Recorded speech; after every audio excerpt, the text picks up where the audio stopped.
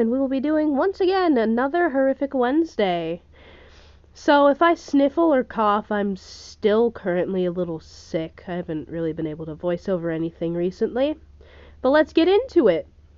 So the first, probably the only story I will be telling today, which it took me a little bit of work, is the ritual of Sparrow Grove Camp.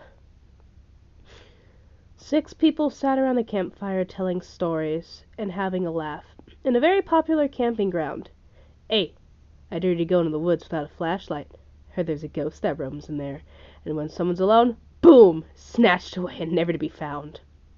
No, Grayson, that's some stupid fairy tale. What, Lucille, you too scared? Grayson taunted.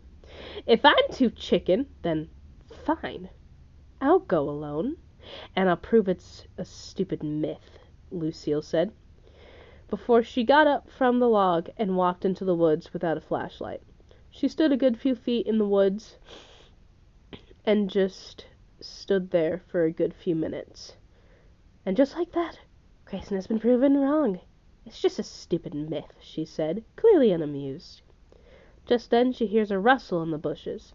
She turns her head darting around, looking for anything. A stone lands in front of her. She then hears running. She looks around. Just then she's jostled roughly, making her jump. Linda, what the heck? I thought you said you weren't coming. Grayson, that wasn't funny, she shouted in annoyance. Linda and Lucille walked back to the group. Grayson and his friends Mark and Luke were snickering. Lucille gave Grayson a playful but annoyed punch in the shoulder. Now, are we ready? Because tonight is going to be a good one, said Grayson, rubbing his hands. Everyone sat down by the fire, all eyes on Grayson. Long ago in these lands, a tribe lived here. This very land used to be like that of the Pirate Ages, lush and full of food. But out there, which now is the woods, used to be jagged rocks that boaters would get snagged on. This tribe had a tradition. They'd rescue survivors from the waters, and every night they would sacrifice 6 of them, covering up the ritual as a party. That only a certain number of survivors were allowed to attend. One survivor found out their secrets and warned the others. They fought and survived, fending off most of the tribe.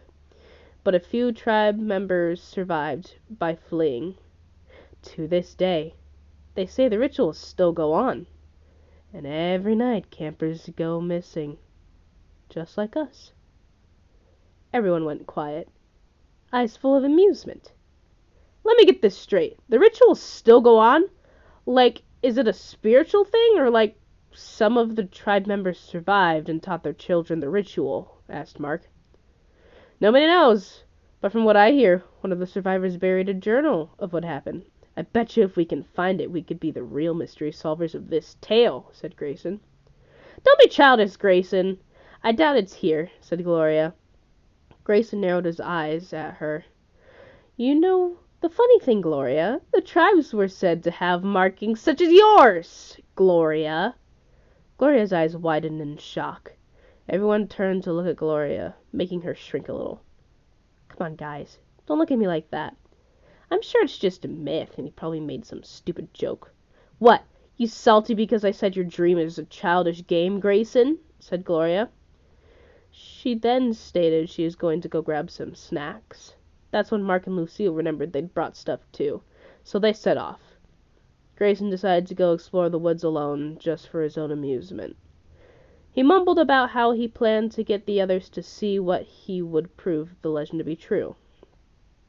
Then a twig snapped. He looked around to see nothing, only to get slashed on the arm. He grunted in pain, and he looked behind him to notice silhouette. He hurriedly ran off to warn the others. Guys, some psycho is... Oh my God. His friends lay bloody and injured. He grunts in pain when he's slashed in the back, making him double over. That is then when he saw Gloria. So it was true then, wasn't it? He said with gritted teeth. It was.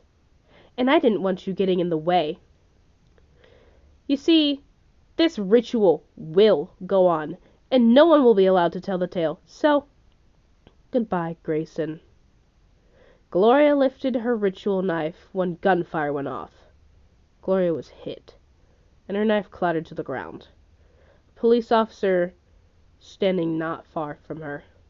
Grayson later woke up in a hospital bed. His friends were all in treatment as well, some more severe than others. Now remember, folks, be careful who you trust.